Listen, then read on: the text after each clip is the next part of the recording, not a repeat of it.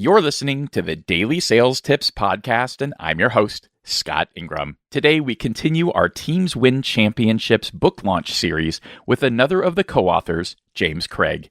James is a founder of various entrepreneurial ventures, with his current company focused on monitoring and control of complex systems, with solutions in communications, health, and onboard ships. James is a former Canadian Navy engineering officer who's been working in the IT sector, but loves to play hard on the water and in the snow. He lives in Canada, but gets to travel the world with work and pleasure. Here he is.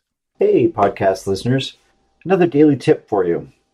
The use of role-playing in the sales hiring process. You want to be able to assess who you're bringing into your sales team. If you make the right decision, then it can bolster your team to great success.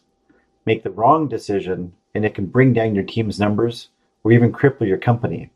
If you want to see how your sales team member will look like in front of a customer, get the candidate to actually create a 5-minute presentation and pitch an idea to you. You'll be able to assess their communication skills, their critical thinking skills, and even their integrity in the sales process. Ask some questions to the candidate a few different ways and see if the message is consistent.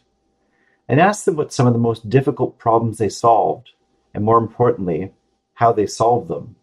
This really separates out the ones who say they are great to the ones that actually did the work. You can also assess how creative the individual is in their responses, especially when they have some tough questions for them. I also think that role-playing can help expedite the hiring process, as the last thing you want to do is have a long and drawn-out process that might dissuade great candidates from joining your company. For more about James, and of course links to get your copy of Teams Win Championships and support the charities selected by the co-authors, just click over to DailySales.Tips/880. Once you've done that, be sure to come back tomorrow for another great sales tip. Thanks for listening.